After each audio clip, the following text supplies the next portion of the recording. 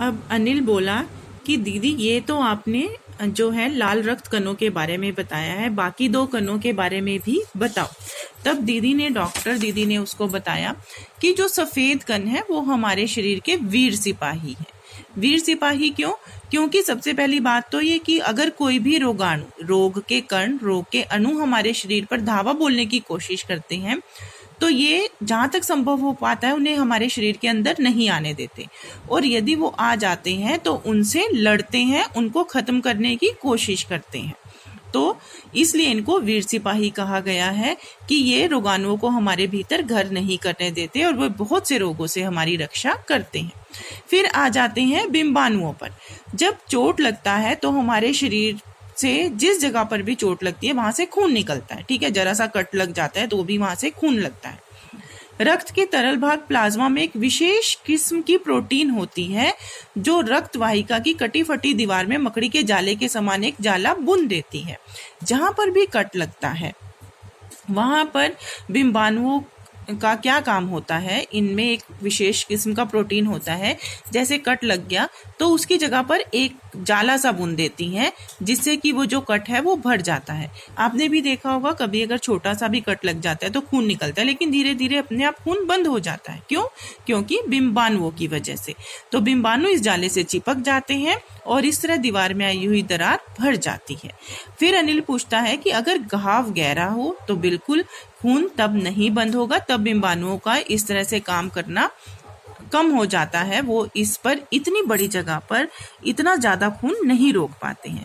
तब डॉक्टर दीदी ने क्या कहा कि उस व्यक्ति को जल्दी से जल्दी डॉक्टर के पास ले जाना चाहिए, लेकिन डॉक्टर के पास जाने से पहले उसकी चोट के स्थान पर एक साफ कपड़ा कसकर बांध देना चाहिए। कसकर क्यों? क्योंकि कसकर बांधने से दबाव पड़ेगा और दबाव से जो रक्त है वो बहना कम हो जाता है, जो कि उस व्यक्ति के लिए लाभप्रद सिद्ध हो जाता है। अगर ज्यादा रक्त बह जाता है तो या तो व्यक्ति की मृत्यु हो जाती है, अगर नहीं तो उसे रक्त चढ़ाने की जरूरत पड़ती है। अगर रक्त समय पर मिल जाता है तो व्यक्ति बच जाता है।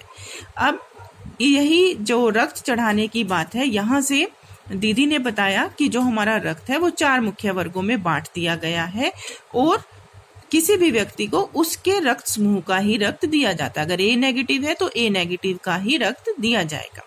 अब रक्त समूह को कहाँ रखा जाता है, उसके लिए हमारे देश में ब्लड बैंक बनाए गए हैं। अब जगह जगह पर, कई जगह आपने देखा होगा कि ब्लड डोनेशन कैंप होते हैं। उसमें क्या होता है कि हम जाके अपना खून देते हैं और वो खून जो है ब्लड बैंक में जमा कर दिया जाता है। तब क्यों जमा होता है वो? अगर किसी को भी कभी भी इमरजेंसी में जरूरत पड़ती है तो हम ब्लड बैंक से उसी रक्त समूह का ब्लड लेकर व्यक्ति की जान को बचा सकते हैं।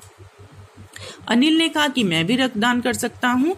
तब दीदी ने कहा कि नहीं, 18 वर्ष से अधिक उम्र के स्वस्थ व्यक्ति ही रक्तदान कर सकते हैं। रक्तदान से पहले व्यक्तियों की जांच की जाती है कि उन्हें किसी प्रकार की कोई बीमारी तो नहीं है। स्वस्थ व्यक्तियों से ही सिर्फ रक्त लिया जाता है और एक व्यक्ति के शरीर से 300 मिलीलीटर रक्त ही लिया जाता है। जो बोतल होती है आपने भी देखी होगी, सिर्फ वही भरी जाती है। और कहा क्या जाता है कि रक्तदान से शरीर में कमजोरी हो जाती है, तो डॉक्टर दीदी ने क्या कहा कि ऐसा कुछ भी नहीं है, शरीर में कमजोरी नहीं होती। जितना शरीर में से रक्त निकलता है वो तो हमारे शरीर में 1-2 दिन में बन जाता है। रक्तदान के बाद कहते हैं ना, फ्रूट्स खाओ, ज्यादा से ज्यादा हरी सब्जियां खाओ, जिनसे हमें रक्त मिल जाता है।